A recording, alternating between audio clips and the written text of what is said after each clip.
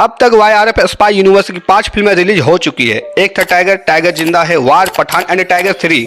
सो अगर इनमें से सबसे बेस्ट मूवी की बात की जाए तो तुम किसे नंबर 1 पर रखोगे? ऑब्वियस सी बात है, यहाँ 3 फैन बेस आपस में टकराने वाली है। सलमान खान, शाहरुख खान एंड ऋतिक रोशन की टक्कर बॉक्स ऑफिस रिकॉर्ड से होगी, जिसमें पठान नंबर 1 की जगह ले लेगी। बट क्या ये 100% सही है कि कोई मूवी का अच्छा होना या ऑडियंस को पसंद आना बॉक्स ऑफिस कलेक्शन से ही रिलेट करता हो? तो आंसर सीधा सा है, बॉक्स ऑफिस रिकॉर्ड्स एंड फिल्में लोगों को पसंद आना दोनों ही चीजें बहुत ही ज्यादा अलग बात है। एग्जाम्पल के लिए तुम्हें कई सारी फिल्में मिल जाएगी जो बॉक्स ऑफिस पे खुश होती दिखती है as a compare to big blockbuster movies, but उनमें से कई फिल्में ऐसी है और जिसे रिलीज के बाद ऑडियंस ने अपने सर का ताज बनाया। For example KGF chapter 1 release के बाद ये फिल्म लोगों ने इतना ज्यादा पसंद किया, इसकी इतनी ज्यादा चर्चा हुई कि तुम इसका नाम सुनते ही एक्साइटेड के मारे इसके बॉक्स ऑफिस कलेक्शन के बारे में एक बार तो जरूर सोचोगे। बट क्या तुम्हें पता है KGF चैप्टर 1 का ओपनिंग डे सिर्फ 21 से 25 करोड़ का होता है और इसका पूरा लाइफ टाइम कलेक्शन सिर्फ 250 करोड़ का है। एंड KGF चैप्टर 1 अपने साल का टॉप 10 हाईएस्ट ग्रॉसिंग वाली लिस्ट में 10वें नंबर पर सर्वाइव कर रहा होता है।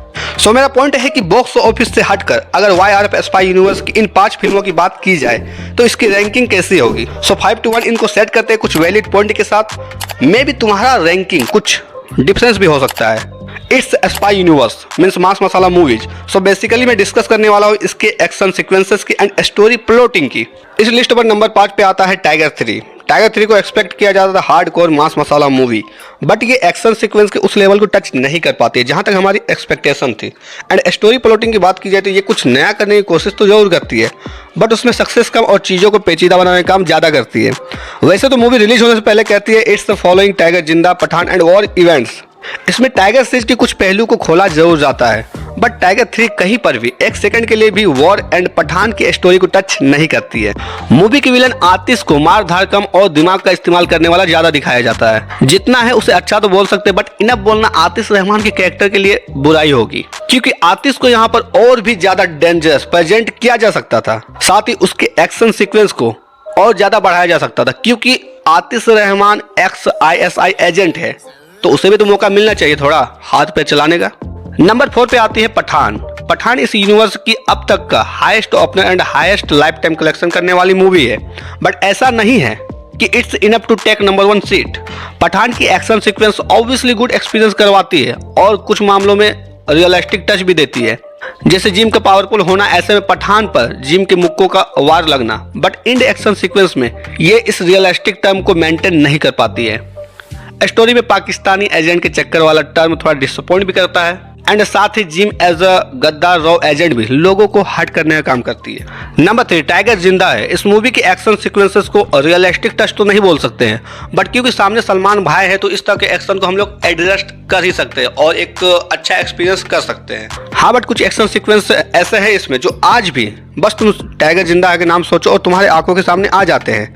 लाइक सलमान खान यानी टाइगर का क्लाइमैक्स फायरिंग वाला सीन, एंड ये कैटरीना को as a action female spy established करता है, जिसमें one of the best part था कैटरीना का ये वाला एक्शन सीक्वेंस। मूवी में परेश रावल का रोल एक इंटरेस्टिंग टर्न एंड ट्विस्ट देता है, बट जिस टाइप का स्टोरी सेलेक्ट किया गया था टेररिस्ट हॉस्पिटल हाईजैक का, ऐसे में इसका लीड विलन कुछ फीका फीका लगता है as compare to Aatish and Jim. Number 2 War में Tiger Shroff and Hrithik Roshan as lead role and रॉ एजेंट देखने को मिलते हैं, जिसमें काफी सीन दोनों के बीच आपसी लड़ाई का देखने को मिलती है। बेसिकली ऐसे सिचुएशंस में एक एक्टर को नीचा दिखाना पड़ता है, बट वार में कुछ और ही देखने को मिलता है, एक न्यू टर्म फेस सर्जरी से चेहरे बदलने का, जिससे कि मूवी के बीच में टाइगर श्रॉफ के लिए नेगेटिव थॉट्स चल रहे होते हैं एंड एंड होते होते ये एक फ्रेश इमेज में बदल जाती है।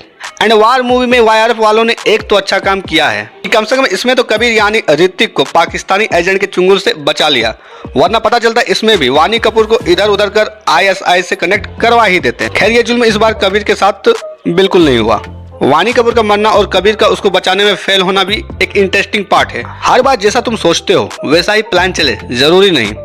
एंड कबीर की एंट्री ऑब्वियसली ऑडियंस का एक्साइटमेंट बढ़ा देती है, और ये एक्सपीरियंस तो टाइगर 3 में भी लोगों ने ले ही लिया है as a post credit scene.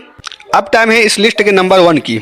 अब जो भी हो आखिर नंबर 1 पर तो बाप ही होता है, और सबको पता ही है YRF स्पाई यूनिवर्स को जन्म देने वाला बाप एक तो टाइगर है। एक तो टाइगर का नंबर 1 पर होने के रीजंस भी काफी सारे हैं, इसके songs, action sequence and story. तुम अभी भी 2-3 बार इसे देख लो तो बोर बिल्कुल भी नहीं होगे। एक टाइगर रिलीज हुआ था 2012 में, मीन्स आज से 11 साल पहले। तब सलमान और कैटरीना का लुक और एनर्जी भी अलग लेवल का हुआ करता था और यही वजह थी जोया और टाइगर की केमिस्ट्री पूरे इंडियन सिनेमा में आग लगा रही थी। वैसे तो कैटरीना कैफ में टाइम टू टाइम और भी इम्प्रूवमेंट होता ही गया, बट भाईजान के फैंस बुरा मत मानना, सलमान खान के एनर्जी में पहले की तुलना में काफी कमी आई है, क्योंकि उनका बॉडी अब उनका साथ नहीं दे रही है। और यही वजह है कि बात बात पे शर्ट उतारने वाले सलमान खान टाइगर 3 में बिना शर्ट उतारे ही रह गए। एक तो टाइगर का एक्शन सीक्वेंस एक रियल वाला एक्सपीरियंस देता है, क्योंकि इसमें मशीन का कम और हाथ पैर का यूज ज्यादा किया गया है। ज्यादातर एक्शन ग्राउंड लेवल पर एंड हैंड टू हैंड किया गया है। इसमें तुम्हें कोई एक एज अ मैन विलन देखने को नहीं मिलता है कि बस टाइगर अपना उसी के पीछे पड़ा हुआ है, जो भी देश के सामने आएगा वही अपना दुश्मन वाला सीन होता है। ऐसे में काफी ज्यादा टर्न एंड ट्विस्ट एक तो टाइगर में देखने को मिलता है। एक तो टाइगर का एक्शन एंड स्टोरी तो लोगों को सीट से बांधे रखती ही है, साथ ही इसका जो सॉन्ग्स है वो सारे के सारे हिट थे एंड इनका जो प्लेसमेंट था वो काफी ज्यादा परफेक्ट था। पार्टी हंगामा सॉन्ग माशाअल्लाह, love romance Banjara Banjara and emotional touch देता है सैयारा। रैंकिंग का ये थ्योरी तुम्हें कैसी लगी, और अगर तुम्हारे माइंड में कोई और थ्योरी चल रही हो तो कमेंट जरूर करना।